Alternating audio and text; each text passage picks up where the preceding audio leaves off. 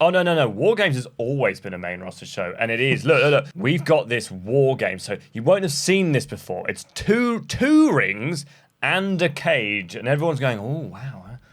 I swear I've seen that. No, you haven't seen that before because we haven't got any footage of it. Support WrestleTalk! War Games! Welcome to the Reactive News here on this Friday. I am your Jam That Champion and Quizlemania Champion Tempest, joined by... I'm all the other champions, just you can't see it. I'm Andy Datson. Yes, that guy. We're going to be talking about War Games because we have some insight into what we might see from War Games this year and for years to come, because thanks to Dave Meltzer in the Wrestling Observer newsletter, he has reported that we were told that they are looking for some great visual shots of big spots out of this year's War Games because War Games will be a regular presentation on the main roster going forward. They want spectacular looking shots to promote it in future years. They don't like the idea of having to use NXT footage to promote main roster pay-per-views, but it is the only modern War Games footage they have, and so much of that footage includes guys they don't want to use because they are no longer with the company. So, this would seem to confirm that this will not be the only time we see War Games on the main roster. Yes, it looks like it's going to be a consistent thing going forward, probably on Survivor Series, or whether they make it a just like one show a year is going to be a War Games show. I think I'd prefer that because otherwise we might have, as we have in like with other Survivor Series years, oh look, we five are suddenly friends because we're all baby faces. Yes. And oh, those five guys over there, they're heels.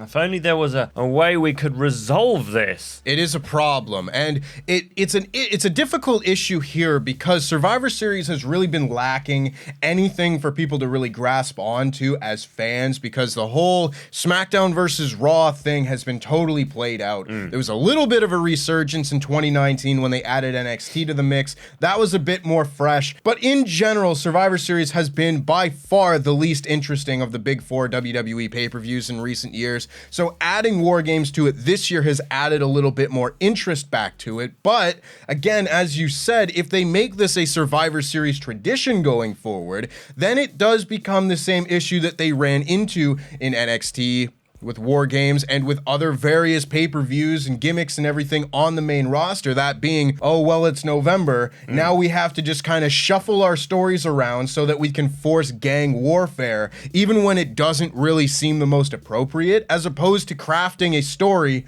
that culminates at whatever point in the year that is with a War Games match. And speaking of crafting a story, it's been a bit difficult for them to kind of to plug this match and to push this match as, wow, you guys are never going to believe what you're going to see here. Because the only footage they have, as Dave Meltzer mentioned, is from NXT. And pretty much every match on NXT, in terms of War Games, has had people like Adam Cole in it, the Undisputed Era. And they don't want those guys to be on TV. And so there are about 3 men's spots with guys like, you could maybe have one with like Pat McAfee and someone else, but there are very few spots which they can completely show that don't feature anyone that they don't want to show. Yeah, it's very difficult for them because they do seem to be set in their ways here with not wanting to use NXT footage to promote this. This is why you've kind of only seen the stock footage of the cage as opposed to big spots from previous years when they're advertising this match. Because yeah, from 2017 to 2020, every single War Games match featured the Undisputed Era. The first year they faced AOP with Roderick Strong, Insanity, and a 3-way, and after that it was Ricochet, Pete Dunne, and the Viking Raiders. After that it was the Kevin Owens surprise show with Keith Lee and Donovan Dijakovic, and Tommaso Ciampa was in there, and then finally with Pat McAfee, Oney Lorcan, and Danny Burch, and Pete Dunne again. So again, they could do stuff here, like you've got Ricochet doing a double moonsault off the top, you've got Pat McAfee doing a great like swanton bomb off the top, and last year with the whole NXT 1.0 versus 2.0 thing, there were some spectacular spots there, but it seems to not only just be that they don't want to use footage of other people, but maybe they just want to use main roster, big building type stuff, and not have the NXT shine associated with these main roster matches. It's kind of strange. Well, I wonder whether it's just they're kind of almost trying to rewrite history a bit. Like they're going, oh, no. War Games has always been a main roster show, and it is. Look. We've got this War Game, so you won't have seen this before. It's two rings and a cage, and everyone's going, oh, wow. I swear I've seen that. No, you haven't seen that before because we haven't got any footage of it. So what Dave Meltzer is basically saying is that this year's show is going to be spectacular, and there's going to be lots of amazing shots. I don't know whether that means we're going to get kind of new camera angles, but I would imagine it probably more means that everyone is going to be climbing on top of the ring. As what they've said suggests that there probably isn't going to be a roof. Right. Because they're going to be wanting to jump off the top. I guess they could have everyone sort of monkeying across the top of a cage, but I can't see that happening. So basically what it sounds like is that this year's show is going to be like just insane, so that they have lots of stock footage for the next 10 years of matches, because it really does feel like they are going NXT War Games. That wasn't what we see now here at WWE Enterprises as War Games. It was an old thing. We're going to make it better with a big arena, lots bigger stars, which the ones what you will have heard of. I mean, I'm excited to see what they're going to do if it's just going to be a spot fest in order to create all this content. I mean, yeah, we still don't know exactly what we're going to see from War Games this year. We don't know who's in the men's War Game match yet. No. We have a better idea of who's going to be in the women's War Games match, and that, again, they've done big spots. Io Shirai jumping off at the top of the cage with a trash can on her head is a great moment that will live forever in the annals of NXT history. But it does lead us to kind of wonder what we're going to see from NXT or from the main roster War Games matches, because very interestingly, this would seem to imply that there won't be a roof for the main roster War Games matches. Now, Triple H has there was a word years ago when they were first introducing War Games to NXT that he wanted to have a roof because that is the more traditional format for the War Games matches. It wasn't about let's do big spots and jump off the cage. It was more storytelling, like you're locked in this cage. The only way to lose is by submission or surrender. And we kind of did away with a lot of those rules, and the NXT War Games matches became a lot more of their own thing because of that. And it seems now that even with Vince McMahon gone, who was kind of the one pushing for there not to be a roof, now we're keeping that last vestige of Vince wanting there not to be a roof into this main roster presentation as well. So you probably will see big spots off the top of the cage. You probably will see really big show-stealing spots as opposed to more of the grounded things that we will be seeing in previous War Games matches or in AEW's Blood and Guts matches, where they've still done big spots in those matches, of course, but those are very distinctly different from these NXT ones because there is a roof on it. And maybe it's also to set them apart from that and not have it be too similar. There's a lot of factors going into it. Yeah, and also you mentioned that the first sort of War Games matches were a lot more story driven, and so they could do a lot more stuff in the ring, whereas I think these matches, while there has been a sort of a lot back and forth between obviously Bianca Belair, Alexa Bliss, Asuka, and then Damage Control, then you're going to have two other people on the babyface side. You need another person on the other team, and then the men's match, we still don't know what's going to be happening in that. You'd assume Bloodline and whoever else. Yeah, exactly, but there hasn't been it's not been this kind of massive long narrative, so you think maybe they'll make up for the lack of story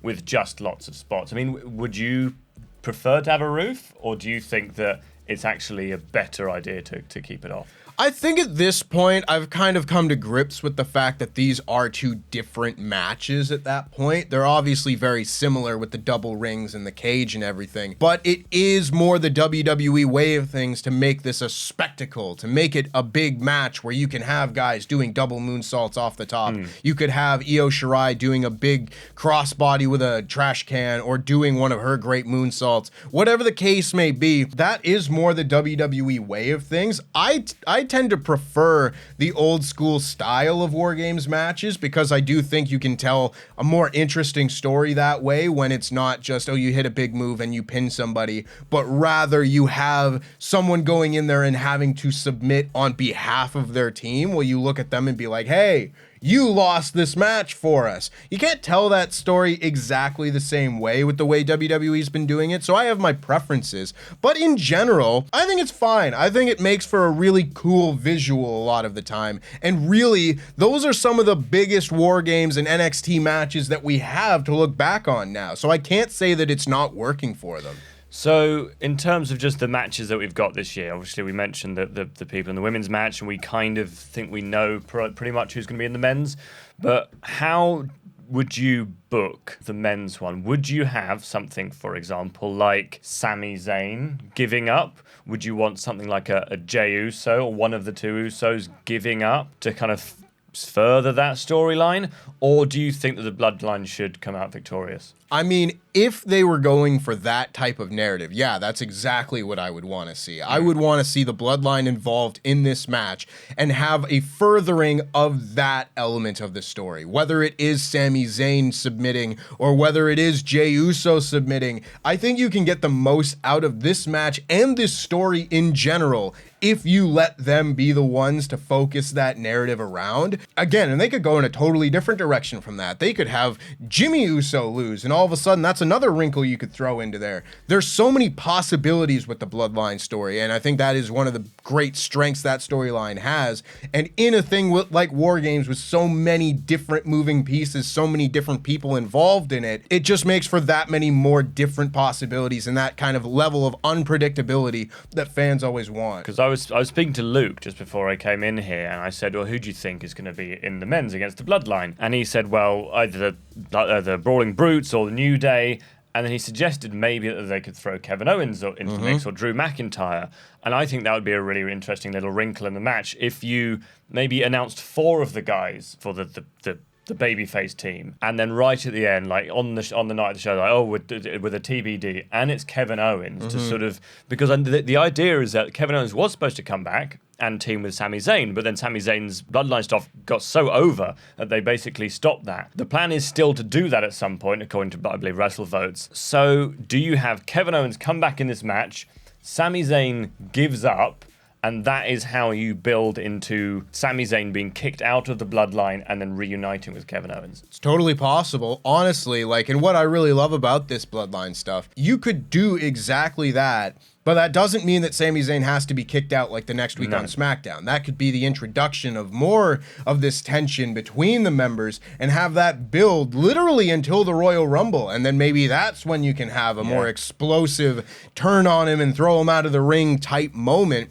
There's loads of possibilities, but I'm not against the idea of having Kevin Owens be like a surprise return entrant because he hasn't been on TV. And to shoehorn him back into this storyline with only 2 weeks to go until the pay-per-view might be a little bit wonky, but doing it as a surprise entrant will give you a big pop on the show. I think that would cover a lot of bases. How about Jey Uso is in some kind of hold. He's like having his fingers snapped or whatever by, like, let's say Pete Dunne's in the match. Sami Zayn gives up on behalf of Jey Uso. Save him. And then Jey Uso is like, man, I didn't need you to do that.